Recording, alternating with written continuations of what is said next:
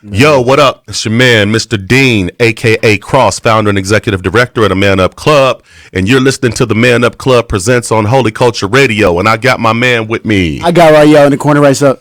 It's your boy Jamario. Yo, and we here. We are in the building. It's a beautiful day in Minnesota. Yes, sir. Unlike yes, sir. a whole lot of other places around the country because the weather is just simply and absolutely really crazy. I'm talking about like this movie called like 2012, you know, where everything was just going crazy, where in the South where it's supposed to be hot, it's cold. Up here in the North where it's cold, it's hot, which I love. I mean, I ain't throwing no shade right there. And then you got places like in California where it's raining, and I heard Tony say that it doesn't rain in Southern California, so somebody lying. Got to figure out who that is. And then, you know, you just got crazy places that's freezing that ain't supposed to freeze, and like New Orleans, you know what I'm saying, where it's down in the dirty in Memphis, Tennessee, and you got like freezing snow and cold. Freezing in Mississippi. And I'm just confused. Now, when I was reading the word, I did read the Bible, and, you know, it said that, you know, we in the last days, and I'm kind of concerned about that because when I was a kid, I used to hear that all the time. We in the last days. I got to the point where I was just tired of hearing it. And now that I'm older, and now I see what's going on, and now I see AI where, you know, they can just talk for us, and you know what I'm saying? Like all kind of craziness. It's like now I'm starting to really believe that we are in the last days, not to mention all the violence that's going on. Man. I'm talking like, man, people are killing people like it ain't nothing. It's almost every day. Like it is every day. Yeah. Not almost. Yeah, I got watch crime on my phone. I see it all the time. It's a shooting here, shooting there, stabbing there, overdose there. It's like, it's almost like, man, that if you ain't careful, you'll be walking around in this whole world like living in fear, like for real. And that's the hard part. Like even in all the urban areas, bro, anytime you walk into school or you walk into your bus stop, you walking in fear because it's like, oh man, this could be, I don't know, this could be my last time. I could get hit by a bullet that wasn't even supposed to, you feel me? And I'll take it even stretch further and say even beyond the urban areas, because when you think about it now, man, all these school shootings, those are not happening in the urban areas. And into my massive shootings, man. So it's kind of scary. It's kind of scary. And the question becomes, you know, how do you move and how do you navigate, you know, in these spaces? Yeah. You know what I'm saying? How do you navigate in this world where you got all of these negative things that are going on? And really the question becomes, what to the audience out there, like, what are you guys doing out there to insulate and cover yourself and protect yourself from all of the negative outside influences that are trying to impact your life? Like, are you praying? Are you meditating? You know, you taking that time for yourself? Are you reading the word? Like what are you doing? Because you have to do something. Like for me, I'm praying all the time. I'm up every morning at 4 a.m. I'm praying over myself. I'm praying over my family. I'm praying over the day. You know, I'm working out every day in the gym. We ain't gonna get into that because last time we was in the gym, Jamario, I mean, we literally hurt you in the gym. That's work. And I had worked out since college, and it been 2 years since I've been back. So that definitely put me back in that field. I like doing it, but I wasn't motivated to do it. But now I am. Now that I'm doing it again. And I seen you switch up. I'm gonna come back to what we're talking about, but I got to touch on this because, you know, we got a new trainer at the Man Up Club. So at the Man Up Club, we got a workout facility, and you know, we got a new gym. So we just kicked off our weightlifting program, and I brought in a trainer who's a female, and she's like in tip top shape, and she's my personal trainer. And so I had her come in to run the classes for the Man Up Club. And I tried to tell these fellas that she wasn't no joke. And so when she came in, she had them doing these exercises. Wow. Now, Jamario was in there struggling. She had Man Up members throwing up. They was literally in there struggling. But what I seen about Jamario was I seen you switch up, bro. I seen that football mentality come out of you, man. You was in there screaming and hollering and hype and just. I had to, cause it made me realize, like, when I was struggling, I'm like, all right, that's because I ain't done it in a while. But then once I started to do it, I'm like, all right, I got to get in this mentality and not letting the workout beat me. So I'm like, all right, cool. We got to do this workout regardless. You feel me? So at the end of the day, I know I got to do this. So I'm like, okay, cool. So when my mentality switched, I was doing the ropes. I ain't did ropes since high school. Cause we don't do ropes in college like some colleges don't do ropes, but we was doing ropes and I was like, man, I got to get through this. Yeah, she was hurting you. Yeah, and so I was like, yeah, I got to get through this. Well, and just let y'all know, listeners, I was not one of the ones that was throwing up. Let's confirm, I was not one of the ones throwing up. No, it's all good. So now that I seen it, now that I seen that side of you, I'm gonna need you to teach the Man Up Club sessions with that level of enthusiasm, because you was lit. You was lit. You got to go in that bag sometimes. Yeah, I'm telling you. So listen, I'm telling you guys, we got an awesome facility. It's brand new. We located in downtown Minneapolis. We open 6 days a week from 3 p.m. to 8 p.m. where young men can just come in and be a part of the organization, get off the streets and hang out, play video games. We got a music program, culinary arts program, weightlifting program.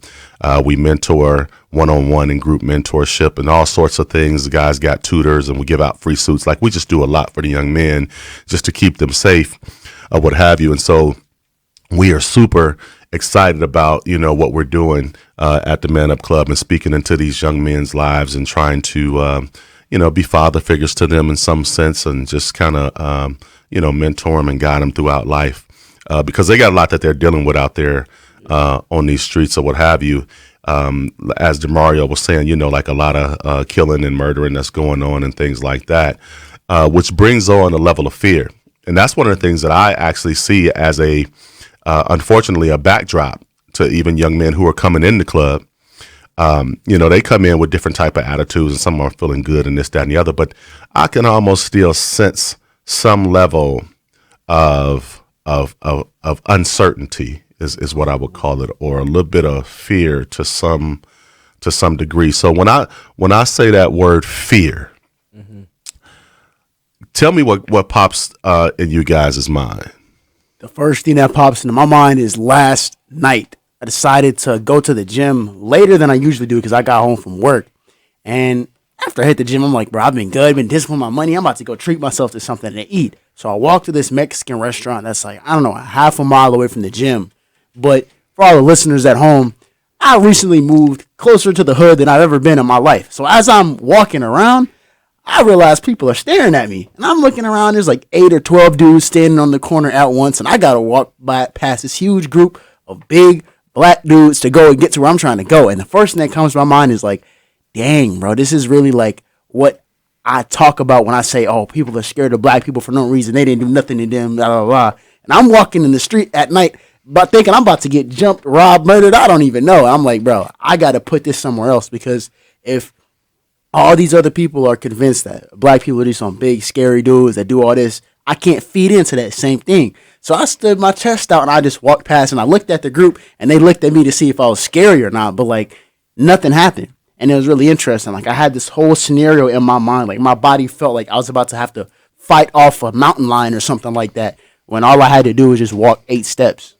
Why you think you had this initial thought? Because I noticed when you said I had to walk past these big black dudes, you didn't just say I had to walk past these big dudes. So like when you why do you think that level of fear just automatically, rose up in you? As interesting as it sounds, I think it's because of how much I've heard about racism in the past. Like I didn't think it was like not racism, but just like stereotypes of like people being violent, aggressive, like drug dealers, like all this stuff I've heard through the years about what it's like in the hood, quote unquote, per se. That's what I initially like attached to all those dudes, and I don't know who they were. They could have been a missionary group out talking to people walking late. I didn't know, but I just know I felt fear as I was going through that, and I think it's just because of the stereotypes that I've heard.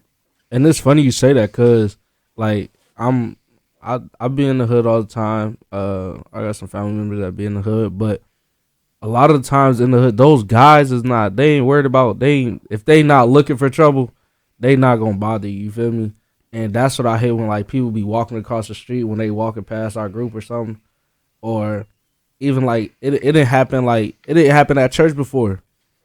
You feel me? So like we'll be just getting out of church. We all got our suits on, dress clothes, and white people still walk to the other side, or Hispanic, whatever it is. You feel me? They still just walk to the other side of the street. But the point I'm saying is, all black people is not aggressive, or all not even just black people. Just everyone that looks intimidating is not always intimidating. Like I'm a bigger hefty dude. And I know there's a lot of people that fear me just from I fear my you size. because you look like a gorilla. And that's the crazy part about that is I didn't have people. Yeah, I didn't have people be like, bro, I could not stand ground with you. Hold on, I got a couple sidebars. I didn't say that. Speaking of which, like, okay, so I was at my boy's house. So my little brother, Troy Hudson, shout out to my boy T Hud, played for the Timberwolves for 12 years. That's my little brother.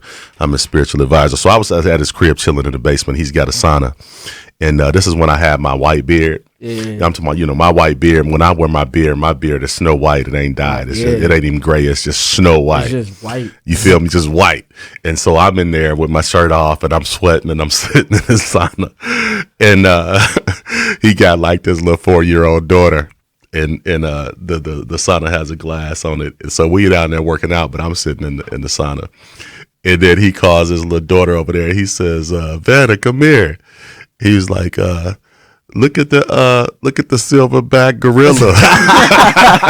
Like it's a zoo in his basement. Right. And then she like knocked on the window and then started pointing and be like, ooh. Yeah, that and it's sometimes it be you can have fun moments like that because you know the situation. But like when somebody give you that look and you be like, man, you don't even look like I want to deal with you at all. Well, hold on. Let me take it here, man. Because you talking about that look. Now I'm gonna just give you my experience. I don't know what y'all want to call it, and maybe I could be going out on a limb. I don't know. Maybe you got to reel me back in, but I'm just gonna keep it 100. So when I'm around little black kids, and I'm talking about little black kids that I ain't even seen, whether they 3 or 4 years old or whatever, 2, 3, whatever that age range. Mm-hmm. When they see me, they don't even trip, man. They don't pay me no attention.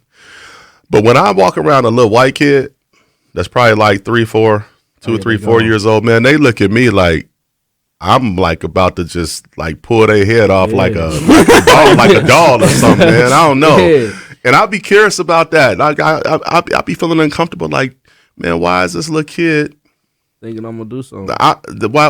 You don't really be knowing because they so little, but it's just like fear. Now, if you saw me in person, you'd be like, okay, Cross, look how big you are, bro. Everybody's scared of you. But no, but for real though, this is just one of those things that I noticed, and I just think it's crazy because you just don't know what people are teaching their kids at home. I mean, people can give you the certain type of looks and this, that, and the other, and things can be unsaid, but you get messages that are unsaid messages that can give you fear. It's like unspoken riz.